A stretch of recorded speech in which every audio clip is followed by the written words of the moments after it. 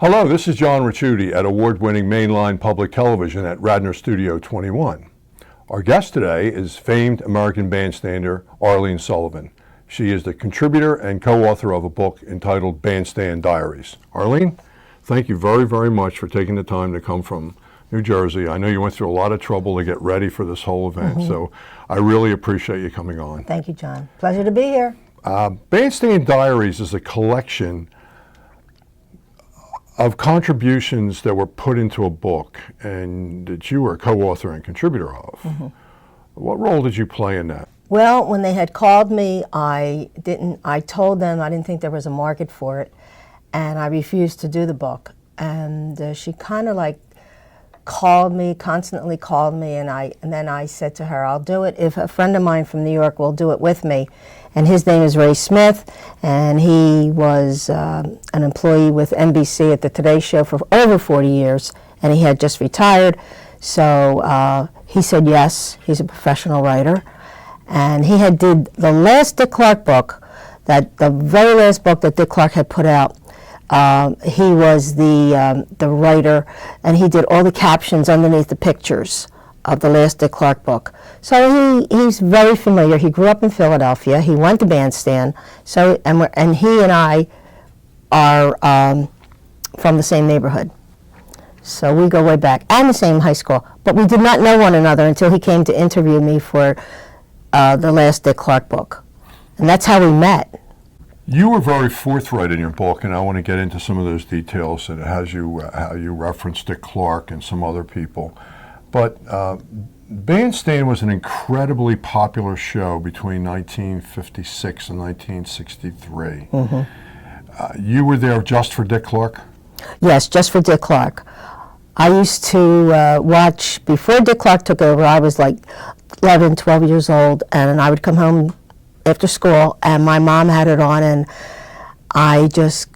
she was so involved. She knew everyone on that show, and I got so involved with it, and I got to know all those kids, and I had crushes on a lot of the boys, and that's how I got involved, just by watching the show. You mentioned where you grew up. Where did you go to grade school? I grew up in Southwest Philadelphia, and I went to school at the Good Shepherd Catholic School. And then high school? From 1st to 8th grade. And then I transferred to public school. I went to public high school, and then my father transferred me back to Catholic high school, which was a 2-year business school in South Philadelphia called St. Monica's. And I went there for a year, and then I went back to public school. So I was a little mixed up. Very mixed up kid. Did you, so how did you become a bandstander? I was at a neighborhood party one night, and I was like about 13 and a half, and Justine Corelli, who was very popular, she was on before Dick Clark, I believe. She was on with Bob Horn, and then when Dick Clark came on, she stayed with Dick Clark. A lot of the kids the regulars that Bob Horn had left the show and never came back, including Jerry Blavitt. And I met her at a party, and when I saw her, I was very excited to meet her, and I asked her, how could I get into the show? And she said, meet me tomorrow, and I'll get you in. And I went there, and she didn't see me. I was in the line, and I was trying to get her attention, but you know, these kids went right past the line into the door, and goodbye everyone. And she didn't see me, so I didn't get in that day. But I did go down to Pop Singer's, which is a drugstore right down the street where everybody hung out. And I met a couple teenagers there who didn't get in, and we stayed there, and we waited till 5 o'clock till they all came out. And on the bus was a very popular teenager they used to call her Little Row. And I was with Pat Moliteri, who didn't get in that day also. So we met Little Row on the bus going home, and she said she would get us in, and she did, the next day. The bus you referenced, the what, PTC bus? Yeah. Which later became PTC, SEPTA. which was now SEPTA, right? Sure. When you say she got you in, what was it, like Studio 54? Like you had to have someone like escort you in, or was there like a doorman? I don't know. I was too young. I know. Of course you were. Thank you. Of course you were. And there was a red door, and the girls would be on the left, and the boys were on the right, and the lines would go down the street, around the corner, and there was Bob the cop. They used to call him Bob the cop. He was at the door, and he is the one that would let the kids in. The regulars would come. They would go right to the door, past the lines, go right to the door, and Bob knew everyone. He would just, let them in. You said the girls to the one side and boys to the other. Yes. Was there any reason for that? I think because they wanted to have enough boys and enough girls, so they would have the boys and the girls dancing with one another. Because in those 50s, the boys came to the show and they were shy and they did want to dance, a lot of them, but a lot of them sat on the top of the bleachers and they really didn't dance. And it was mostly, in the beginning, it was girls dancing with girls. So you didn't know Bob Horn, but you obviously know his I know his tragic ending. I know his history, he yes, suffered. but I never met the man, no. It was just Dick Clark. Just Dick Clark. In your book, you mentioned that you wanted to get your mother's attention. Why did you put that in there? Well, I think a lot of kids in those days, growing up in the 40s, I think I had an Italian mother, and they weren't very affectionate. And she never really said that those words, "I love you." She showed her love by cooking. She would make us breakfast, lunch, and dinner. She would wash our clothes, clean our rooms. She did laundry. We didn't have to do anything. And I think that was her way of showing us that there was 5 of us, that she loved us. But I was the first girl, and I had 3 brothers and 1 sister. And my sister's 8 years younger than I, so I kind of grew up without a sister as a teenager. So I didn't have a lot of, she never really taught me the girly things that I think a lot of mothers, show their daughters. And I missed out on that. And I always thought there was something wrong with me. And I was very shy, and I kept a lot of things inside of me. And I wasn't outgoing at all. And when I came home and watched the show, and I saw how my mother used to really enjoy these kids and knew their names and really liked them, I said, wow, if I ever went on that show, man, I'd get all the attention I ever wanted from my mom. She'd be proud of me. And that's one of the big reasons I tried so hard. As much as it hurt me to go on there, I was so shy that I pushed myself to be on there. And when I got in there, I just met everyone, and I was just so thrilled to meet everyone. And Miss Boy asked me to dance, and that's when it all started. And then I got to be a regular. And Tony Momorello, who was the producer of the show, gave me a membership card to come in every day.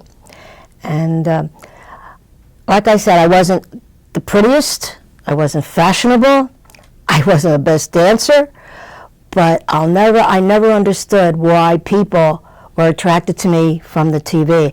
And this writer that used to write for 16 magazine, I said, Steve, his name was Steve Brandt, he was a writer, and I said to him, I said, I don't get it. I said, I lack all these things. And he said, no. He said, they see something different. And that's how it all happened. And I started to get all these letters.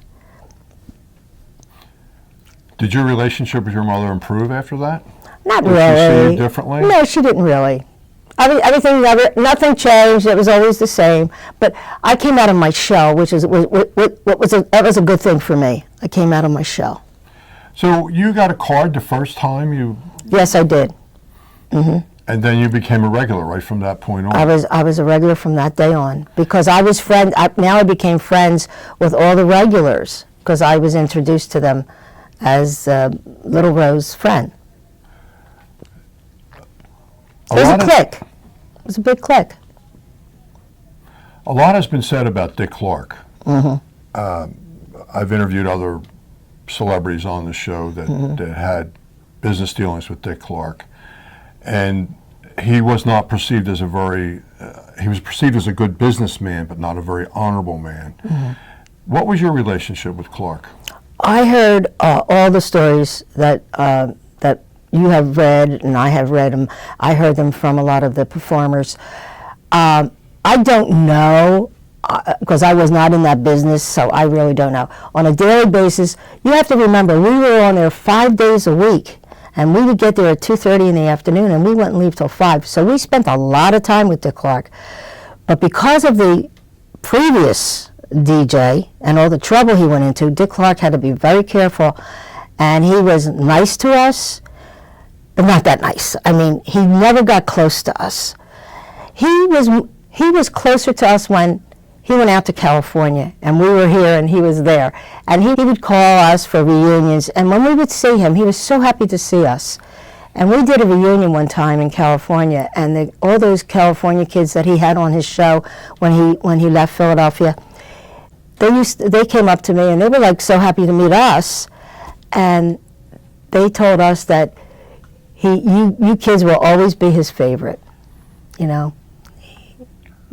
Did you ever think that Dick Clark aligned the dancers to dance with someone special, or put them in a position to where they would get better television ratings? Or No, no, never. In fact, I had a partner called Kenny Rossi. We were a couple. We were the dark-haired couple. Then Justine and Bob, they were the blondes.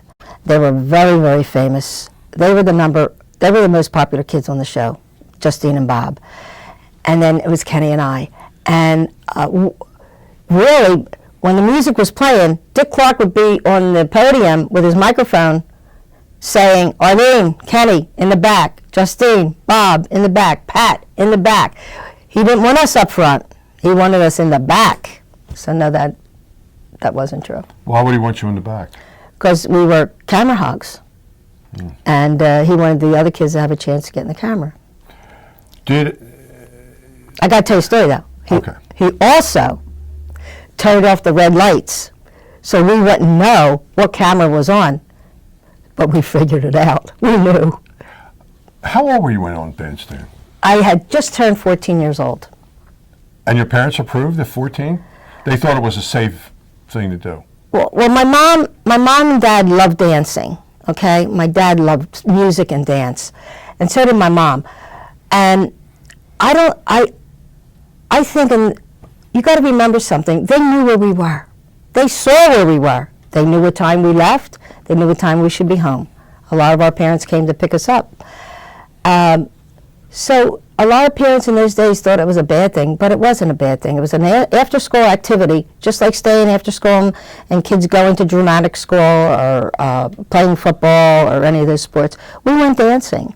It was a national phenomenon. Yes, it was. It 5 days a week. 5 days a week. Yeah, it really was. Let me ask you, this is a little catty. So when you would watch other people dance, would you say, oh, she's really not that good? Or why is she dancing with him? And I really like him. Did you do those things? No. I'm trying to, no, really? No, I personally didn't. I didn't because I didn't have any confidence in myself. I'm not going to, scrutinize someone else. There was some girls on the show that were a little envious of some of the real pretty girls, and they used to pick on them, and they were a little hard, and I always felt bad for those girls because they didn't deserve that. They were the nicest kids on the show, the ones they picked on. They didn't pick on me because I wasn't a fashion plate. I wasn't pretty, so they didn't really pick on me. But you were really popular. Your popularity was enormous. Yeah, but they didn't pick on me for some reason, Is it true if you went to Catholic school you couldn't wear a uniform? That is true. The nuns would tell the kids if they were going to the show, they would have to to take their uniform off and put on something else before they went on the camera. So a lot of the girls put on sweaters to hide the emblem, and all that was showing out of their cardigans was the collar. And kids all over the United States wanted to know where they could buy that blouse because they loved the collar. And it turned out it was a school uniform. And is it also true that the girls rolled their uniform dresses up to get to? Not in those days. No? No, that didn't happen till later on. Not in those days. Dick Clark, was very strict about dressing on the show. He didn't like a lot of tight skirts, a lot of tight sweaters. I remember one boy came in one day with a suit jacket, but it was leather. And Dick Clark told him to take it off and get something else to wear. He wouldn't allow him to wear the leather coat jacket, regular suit jacket. As the dancers' popularity grew and more letters came in, did they want to see you dancing with Kenny Rossi, or did they want to see you dancing with someone else, or did they try to fix that up to get TV ratings? No, what happened is that Kenny and I sometimes would argue, and maybe a day would go by where we didn't dance with each other, and the telegrams would come in to Dick Clark, and he'd read them over the air, saying, I remember one, he said, one came in, he said, Kenny, don't cut off your nose to spite your face. They thought we blamed him, but it was really me for the arguments. I've often heard, and I knew this before I read your book, that many of the dancers were gay and lesbian. Is that true? That's true. In fact, in your diary, you acknowledge your own Sexuality. yes as being a lesbian. But you got married. Yes, when I got to the show, I remember turning around. This was my first couple of days there. I had a crush on this guy, Billy, and I said to one of the girls, I said, "Oh, I'm so happy to meet Billy. I love him." She said, "Well, he doesn't like girls." And I was a naive, innocent kid. I had no idea about any of this, and I said, "What do you mean he doesn't like girls?" And then she said to me, "He likes boys." And it really didn't faze me. It kind of hit something. I kind of felt good about it in a way. But I saw how everyone was a family. Everyone knew about everyone. But they were a family. And the straight kids didn't care about the boys being gay or the girls being gay. And the boys didn't. The straight boys didn't care that there were gay boys on the show. And these kids had to go through hell, especially the boys. When the boys left the show, they'd have to run down the street before they got to their door because there was always someone waiting to beat them up. And there was an incident one time where this one boy was going home on the L, and these boys were on the train waiting for the train, and they actually got a hold of him, and they picked him up, and they held him by his feet over the L because he was dancing on Bandstand and he was gay. They went through a hell. They really did. Just the boys. I mean, we go to a local dance in the neighborhoods where Dick Clark was the DJ, and there was always a fight breaking out. These straight boys would always want to pick on and a lot of the boys weren't gay, and they'd still wouldn't want to beat them up because they were dancing. But those straight boys knew that that's how they were going to get the girls, and that's the truth. They were smart. You really expressed a lot about your own personal pain. You in your book you talked about the relationships you had through as being a lesbian. How did your family accept you? I mean, it was at a time when it wasn't so acceptable. Did your parents accept you as being a lesbian, or your siblings? What had happened when I was 17, I was into dating girls at 18, 19, but I was still mixed up. I still didn't know what I really wanted.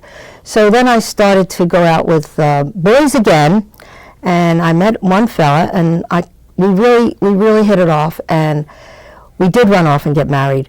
But after I did that, I knew it was a big mistake. Inside of me, I knew it was a big mistake, and I told him right away, and I even told him before. He knew before. And I remember calling my father, and I said, "Dad, come and get me." And he did. He came and got me. And I went home. He never asked a question. He knew. He knew. My mom knew, but they never asked me anything.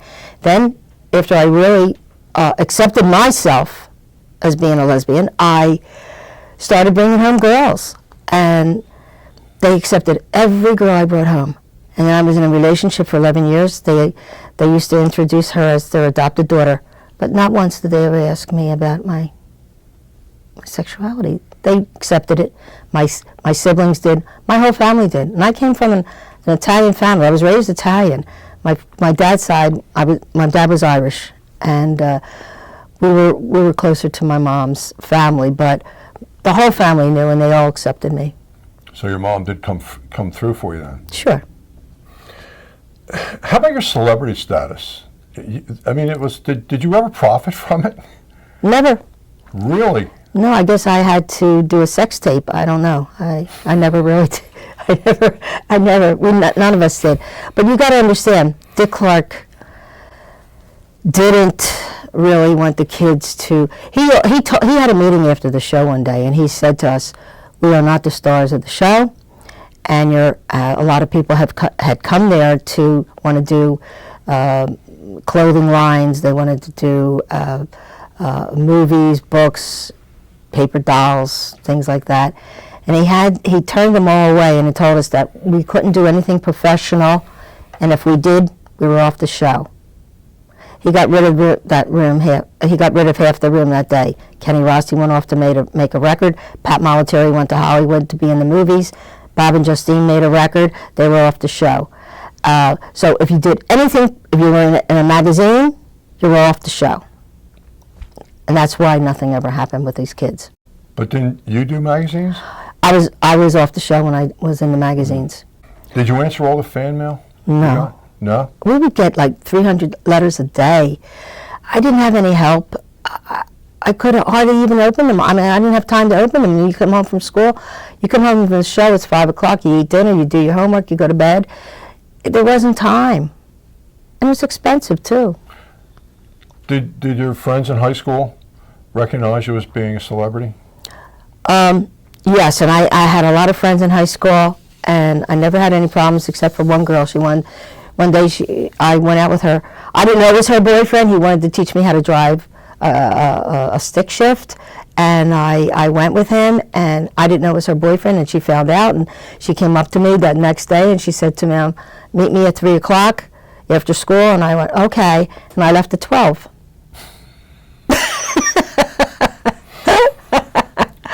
I couldn't fight. I wasn't a fighter. No, just a dancer. Just a dancer. You had friends with Dion, Bobby Rydell, Frankie Avalon, Paul Anka, Annette Funicello. Are you still? Well, I know Annette's. She's passed, and Charlie Gracie, I know, is my personal hero, and I know you love him as well. I love Charlie Gracie. For all the things he suffered. I know. I love Charlie Gracie. I was the vice president of his fan club when I was 14. I loved Charlie, and my best friend Ro, she was president. Do you still stay in touch with any of the Bandstand members? I mean, obviously, yes. I was with two of them last night. They came down to Jerry Blavitt's. He has a dance, which I attend every week, and I dance. Two fellas, Frankie Levins and Larry Broomback. They were in the book, and their stories in the book. Yeah, I'm still in touch with Kenny Rossi.